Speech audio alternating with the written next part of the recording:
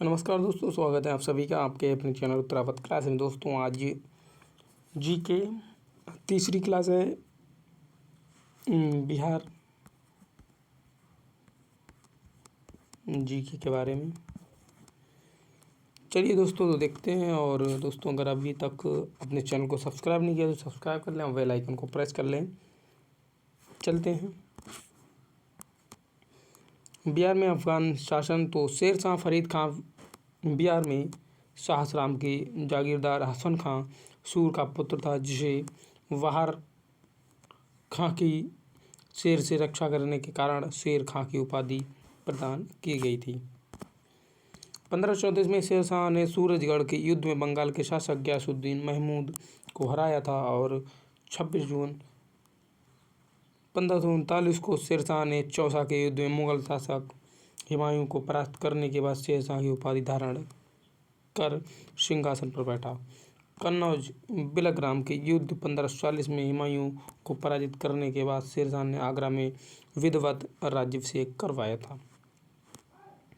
शेर शाह ने डाक प्रथा तथा ग्रैक ट्रक रोड का निर्माण करवाया और मारवाड़ अभियान के दौरान शेर शाह ने कहा कि मुट्ठी भर बाजरे के लिए हिंदुस्तान की बादशाहत खो बैठता।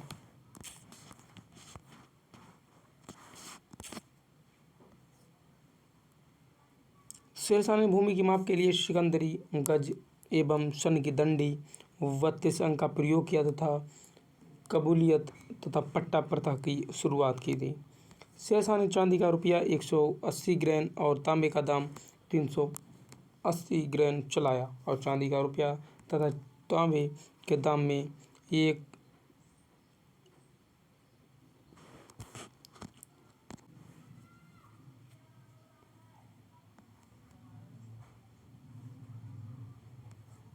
एक अनुपात का था। शेर शाह का मकबरा जो था शाहसराम में स्थित है, जिसका निर्माण कार्य का आरंभ शेर शाह ने किया, परंतु पूरा इस्लाम शाह ने किया था। शेर शाह द्वारा लड़े गए प्रमुख युद्ध तो सूरजगढ़ युद्ध था, जो 1534 में सूरजगढ़ की लड़ाई महमूद खां को पराजित किया था। चौसा का युद्ध 1539 में चौसा बक्सर के समीप की निर्णायक लड़ाई थी और शेर शाह की और हुमायूं के बीच। इसी विजय के बाद शेर शाह ने शेर शाह की उपाधि धारण की और इस लड़ाई के पश्चात हुमायूं ने भागकर ईरान में शरण ली थी। कन्नौज बिलग्राम का युद्ध 1540 में हुआ था। बिलग्राम या कन्नौज का युद्ध शेर शाह ने 1541 में पटना को बिहार की पुनः राजधानी बनाया और शेर शाह ने चांदी का रुपया 180 ग्रैन और तांबे का दाम 178 और 380 ग्रैन का प्रचलन शुरू किया था। कलंजर युद्ध 1545। कलंजर अभियान में शेर शाह की मृत्यु के पश्चात उसका पुत्र इस्लाम शाह 27 मई 1545 में गद्दी पर बैठा था।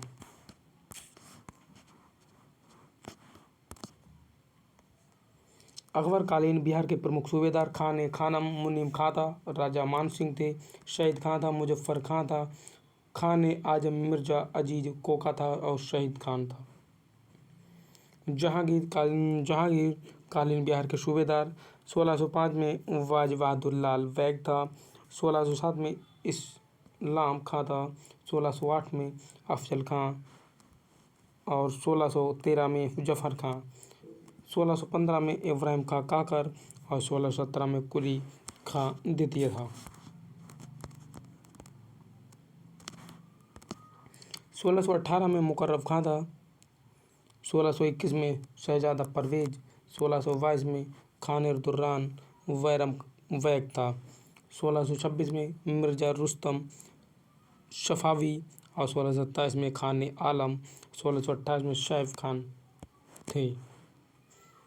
बिहार में सिख धर्म। तो सिख धर्म का संबंध बिहार में बहुत पुराना है। गुरु नानक द्वारा गया, राजगीर, पटना, मुंगेर, भागलपुर और कहलगांव आदि की यात्रा करते हुए राजमहल जाने की चर्चा अनेक विद्वानों ने की थी। गुरु नानक ने इस क्षेत्र में धर्म का प्रचार प्रसार किया तथा अनेक शिष्य बनाए। सिखों के 9वें गुरु तेग बहादुर का बिहार में पदार्पण और 17वीं शताब्दी के उत्तरार्ध में हुआ था। शाहसराम तथा गया से होते हुए पटना पहुँचे थे। पटना प्रवास के दोनों में ही उन्हें असम की ओर प्रस्थान करना पड़ा, जहाँ उन्हें सम्राट औरंगजेब के राजपूत सेनापति को सहायता देनी थी। इसलिए वे अपनी गर्भवती पत्नी गुजरी देवी को अपने भाई कृपाल चंद के पास पटना में छोड़ गए थे। इसके कुछ समय बाद ही पटना में 27 दिसंबर 1666 ईसा का गुरु गोविंद सिंह का जन्म हुआ, जो आगे चलकर सिखों के 10वें गुरु गोविंद सिंह बने थे। लगभग 4.5 वर्ष की आयु में बालक गुरु गोविंद सिंह पटना को छोड़कर अपने पिता की आज्ञा पर पंजाब में आनंदपुर के लिए प्रस्थान कर गए थे। गुरुपद ग्रहण करने के उपरांत उन्होंने अपने मनसद धार्मिक प्रतिनिधि बिहार भेजे थे। आगे चलकर उन्होंने मनसद व्यवस्था को समाप्त कर दिया था। 1708 में गुरु की मृत्यु के उपरांत उनकी पत्नी माता साहिब देवी के पति भी बिहारी सिखों ने काफ़ी सहयोगात्मक रुख रखा था। पटना में गुरु गोविंद सिंह का जन्म स्थान सिखों के लिए एक महत्वपूर्ण धार्मिक स्थल है। 31 दिसंबर 2016 से 5 जनवरी 2017 तक बिहार की राजधानी पटना में गुरु गोविंद सिंह के 350वें जन्मोत्सव और प्रकाश पर्व का आयोजन किया गया था, जिसमें लाखों सिख श्रद्धालुओं ने भाग लिया था। आधुनिक बिहार में यूरोपीय कंपनियां, पुर्तगाली फैक्ट्री जो थी 17वीं सदी पूर्वार्ध में सूती वस्त्र का उत्पाद करने आई थी। डच नीदरलैंड फैक्ट्री 1632 में जो अनाज सोरा सूती वस्त्र का उत्पाद करने आई थी। ब्रिटिश फैक्ट्री 1651 में नील सूती वस्त्र का उत्पादन करने आई थी। डैन फैक्ट्री 1774 जो सूती वस्त्र उत्पादन करने आई 1774 में। प्रमुख जनजातीय विद्रोह तो नोनिया विद्रोह 1717 और 18 ईसा में नोनिया विद्रोह बिहार के मुख्य सोरा सोडा उत्पादक केंद्र हाजीपुर, तिरहुत, सारण और पूर्णिया में हुआ था। तमाद विद्रोह 1789 और 1832 में छोटा नागपुर के उराव जनजाति द्वारा जमींदारों और साहूकारों के शोषण के खिलाफ विद्रोह की शुरुआत हुई थी। 1832 ईसा में तक चलता रहा और अंततः इस विद्रोह को अंग्रेजों ने कुचल दिया था। चेरो विद्रोह 1771-1772 में पलामू शासक चिरंजीत राय एवं उनके दीवान जयनाथ सिंह ने पलामू की राजगद्दी के दावेदार गोपाल राम की ओर से लड़ रहे अंग्रेजों के विरुद्ध एक विद्रोह किया, जिसे चेरो विद्रोह की संज्ञा दी जाती है। कोल विद्रोह 1831-32 में छोटा नागपुर क्षेत्र में हुआ। यह विद्रोह इतिहास का महत्वपूर्ण विद्रोह था। वास्तव में यह मुंडों का विद्रोह था, जिसमें हो उराव एवं अन्य जनजातियों के लोग शामिल थे। इस विद्रोह का मुख्य कारण भूमि संबंधी असंतोष था। इस विद्रोह के प्रमुख नेता बुद्धू भगत और बिंद राय सिंह राय एवं सुरका मुंडा थे। भूमिज विद्रोह 1832-33 ईसा में हुआ था। यह विद्रोह बीरभूम के जमींदार गंगा नारायण सिंह के नेतृत्व में किया गया। इस विद्रोह का कारण ब्रिटिश सरकार की शोषणकारी लगान व्यवस्था थी। इसका प्रभाव बीरभूम एवं सिंहभूम दोनों क्षेत्रों में था। संताल विद्रोह 1855-56 में संताल आदिवासियों का एक विद्रोह था और भागलपुर जिला के राजमहल के भगनीडीह से 30 जून 1855 को प्रारंभ हुआ था। संताल विद्रोह का प्रभाव क्षेत्र पश्चिम बंगाल के बर्धमान से लेकर बिहार के भागलपुर तक था। इस विद्रोह के नेता सिद्धो, कान्हू, चांद और भैरव थे। ये चारों सहोदर भाई थे और इस विद्रोह का दमन कैप्टन अलेक्जेंडर और लेफ्टिनेंट थॉमस ने किया था। लोटा विद्रोह 1856 ईसा में हुआ था। यह विद्रोह 1857 क्रांति के एक साल पूर्व मुजफ्फरपुर जिले के कैदियों द्वारा लोटा के लिए किया गया था। यहाँ प्रत्येक कैदी को पीतल का लोटा दिया जाता था, लेकिन सरकार ने निर्णय लिया कि पीतल की जगह मिट्टी के बर्तन दिए जाएंगे। इसके बाद यहाँ के कैदियों ने विद्रोह कर दिया था। इसे लोटा विद्रोह के नाम से जाना जाता है। मुंडा विद्रोह 1889-1900 ईसा में किया था। इस आंदोलन के मुख्य प्रवर्तक बिरसा मुंडा थे और मुंडा जनजातीय विद्रोह सबसे संगठित एवं विस्तृत था। इस विद्रोह को उलगुलान या महान हलचल की संज्ञा दी जाती थी। मुंडा विद्रोह का मुख्य उद्देश्य आर्थिक, राजनीतिक एवं धार्मिक स्थिति में परिवर्तन एवं पुनरुत्थान लाना था। यह आंदोलन एक सुधारवादी प्रयास के रूप में आरंभ हुआ था। बिरसा ने नैतिक आचरण की शुद्धता, आत्म सुधार एवं एकेश्वरवाद का उपदेश दिया था। इस आंदोलन के विरुद्ध सरकार ने दमन चक्र चलाया था और 3 मार्च 1900 में चक्रधरपुर में बिरसा को गिरफ्तार कर लिया गया था और 2 साल की सजा दी गई थी। लेकिन 9 जून 1900 को रांची कारागार में हैजा रोग के कारण उनकी मृत्यु हो गई, जहां अब बिरसा मुंडा की आदमकद प्रतिमा लगाई गई।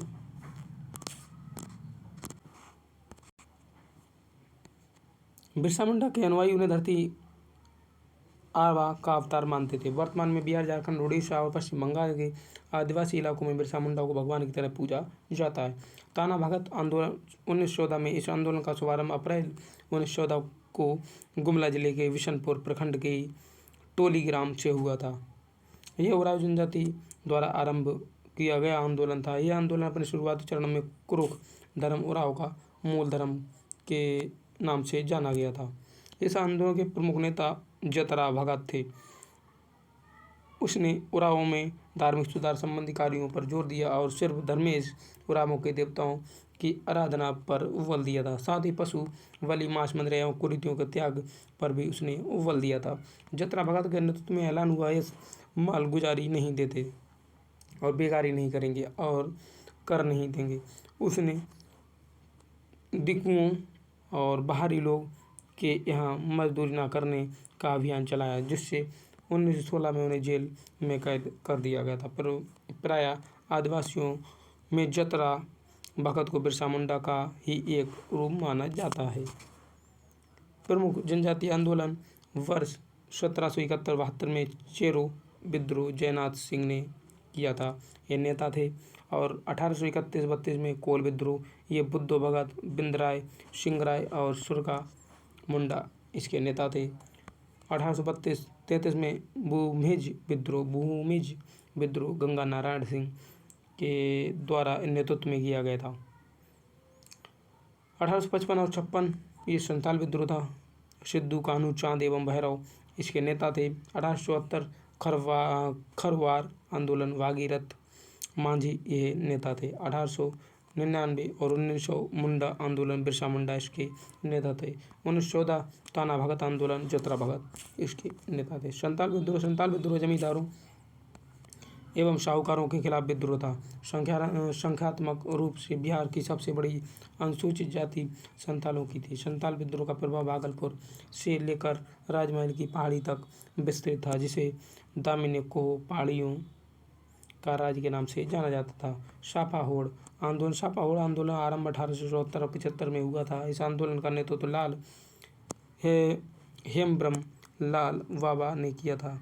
यह खरवार आंदोलन की एक शाखा थी, जिसने चारित्रिक शुद्धता पर बल दिया था। 1857 के विद्रोह में संबंधित तथ्य क्या है? छपरा में मोहम्मद हुसैन खां के नेतृत्व में लोगों ने विद्रोह किया और 32वीं NI की 2 कंपनी में भागलपुर में 9 अक्टूबर 1857 का विद्रोह किया था। वजीरगंज जो गया में है, खुशहाल सिंह के नेतृत्व में विद्रोह हुआ था। पटना में अंग्रेजों के खिलाफ विद्रोह 3 जुलाई 1857 में हुआ था। मुजफ्फरपुर में विद्रोह की शुरुआत 25 जुलाई 1857 को हुई थी। स्वतंत्रता से पूर्व बिहार में आयोजित कांग्रेस के अधिवेशन तो 1912 27वां अधिवेशन था, जो बांकीपुर पटना में हुआ था। इसके अध्यक्ष रंगनाथ माधोलकर थे। 1922 37वां अधिवेशन था, ये गया में हुआ था और इसके अध्यक्ष देशबंधु चित्तरंजन दास थे। तीसरा 1940 और इसका जो वर्ष 53वां अधिवेशन था और स्थान रामगढ़ झारखंड में हुआ था। मौलाना अबुल कलाम आज़ाद इसके अध्यक्ष थे। बिहार में किसान आंदोलन तो प्रथम बिहार प्रांतीय किसान सम्मेलन 17 नवंबर 1929 ईस्वी में स्वामी शाहजानंद सरस्वती की अध्यक्षता में सोनपुर में संपन्न हुआ था। दूसरा सम्मेलन जो हुआ था 29-30 अगस्त 1934 को पुरुषोत्तम दास टनर की अध्यक्षता में गया में संपन्न हुआ था। इस सम्मेलन में खान अब्दुल गफ्फार खान ने भी अपने भाई के साथ भाग लिया था। तीसरा सम्मेलन हाजीपुर में 26-27 नवंबर 1935 को स्वामी सहजानंद सरस्वती की अध्यक्षता में संपन्न हुआ था। इस सम्मेलन में जमींदार प्रथा हटाने का प्रस्ताव स्वीकृत हुआ था। बिहार के किसानों से जुड़ी प्रथाएं जैसे खुटकट्टी प्रथा, ये मुंडा जनजातियों में प्रचलित सामूहिक भू स्वामित्व की व्यवस्था थी। अंग्रेजी शासन द्वारा इस प्रथा में हस्तक्षेप के कारण मुंडा विद्रोह हुआ था। कम्युनिटी प्रथा, बिहार एवं उड़ीसा में प्रचलित प्रथा के अंतर्गत किसान कृषि दास के रूप में खेती करने वाले कमियां जाति के लोग अपने मालिकों द्वारा प्राप्त ऋण पर दी जाने वाली ब्याज की राशि के बदले जीवन भर उनकी सेवा करते हैं। तिनकटिया प्रथा है, चंपारण क्षेत्र में अंग्रेज बगान मालिकों द्वारा इस प्रथा को लागू किया गया था और इस प्रथा के अंतर्गत प्रत्येक किसान को अपनी खेती योग्य जमीन के 3/20% 1 बीघा में 3 कट्ठा भाग में नील की खेती करनी पड़ेगी या पड़ती थी। चंपारण जो आंदोलन है, ये राजकुमार शुक्ल और ब्रज किशोर प्रसाद के प्रयास से अप्रैल 1917 में गांधी जी पटना तथा मुजफ्फरपुर के रास्ते चंपारण पहुंचे थे।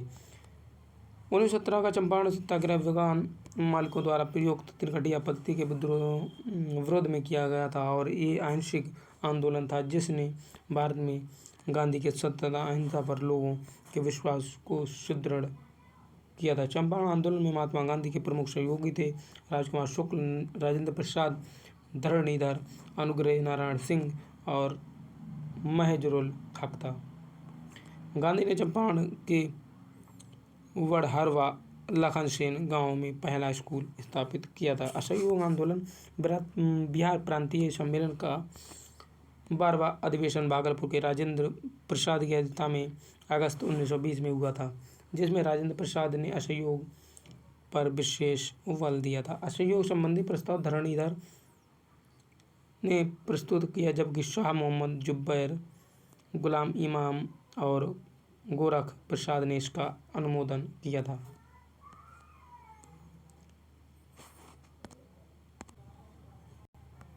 नवंबर 1920 के मध्य शाहाबाद के टुमराव में नशाबंदी आंदोलन शुरू हुआ था। गांधी ने फरवरी 1921 को बिहार राष्ट्रीय महाविद्यालय तथा उसके भवन में बिहार विद्यापीठ का औपचारिक उद्घाटन किया था।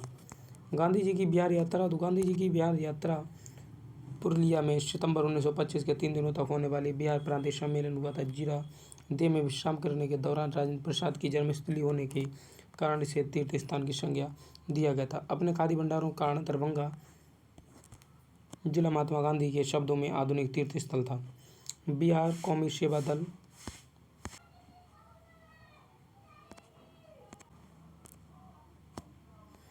बिहार प्रांतीय कांग्रेस समिति द्वारा 27 नवंबर 1921 की बैठक में बिहार कौमी सेवा दल की स्थापना की गई थी और एक केंद्रीय नियंत्रण बोर्ड की स्थापना की गई जिसका मुख्यालय मुजफ्फरपुर था। इसमें निम्नलिखित सदस्य थे: दीप नारायण सिंह थे, मजहरुल हक और डॉक्टर अरुणजय साय वर्मा और बाबू नारायण प्रसाद थे। सविनय अवज्ञा आंदोलन के कार्यक्रम नमक जो था कानून का उल्लंघन था और करबंदी आंदोलन, महिलाओं द्वारा शराब, अफीम एवं विदेशी कपड़ा दुकानों पर धरना, विदेशी वस्तुओं का बहिष्कार, सरकारी सेवाएं, अदालतों, शिक्षा केंद्रों एवं उपाधियों का बहिष्कार करना था। बिहार में नमक सत्याग्रह बिहार में 6 अप्रैल 1930 को नमक सत्याग्रह शुरू करने की तिथि निश्चित की गई तथा राजेंद्र प्रसाद ने आंदोलन की रूपरेखा तैयार की थी। सर्वप्रथम चंपारण और सारण जिला में नमक सत्याग्रह की शुरुआत की गई थी और पटना में 16 अप्रैल 1930 को नमक सत्याग्रह शुरू हुआ था।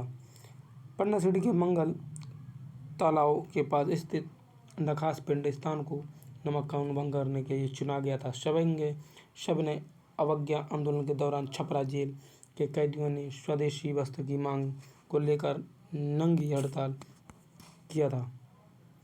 बिहार में नमक आंदोलन, चंपारण में विपिन बिहारी वर्मा नेतृत्व करता थे और वरेजा में गिरीश तिवारी, गोरिया कोठी में चंद्रिका सिंह, हाजीपुर में भरत मिश्र थे।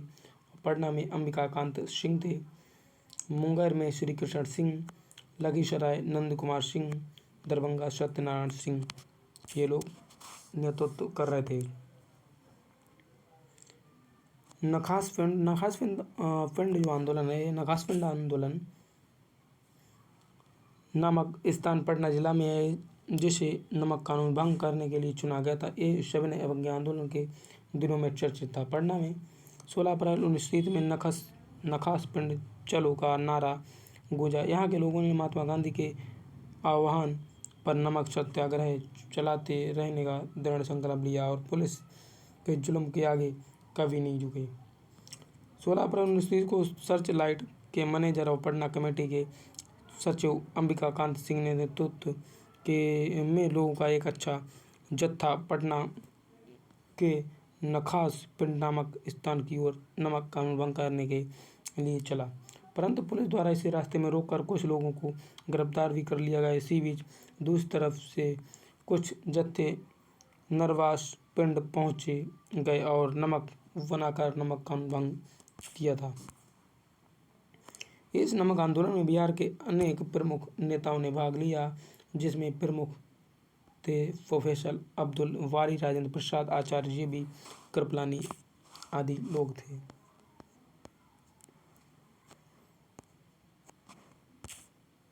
गांधी की लाठी। बिहार में भूकंप पीड़ितों की सहायता पर निकले महात्मा गांधी ने 3 अप्रैल 1934 में जब मुंगेर जिले के घोरघटी गांव पहुंचे तो वहां के लोगों से दुनिया में प्रसिद्ध मुंगेरी लाठी के बारे में जानने की जिज्ञासा प्रकट किया।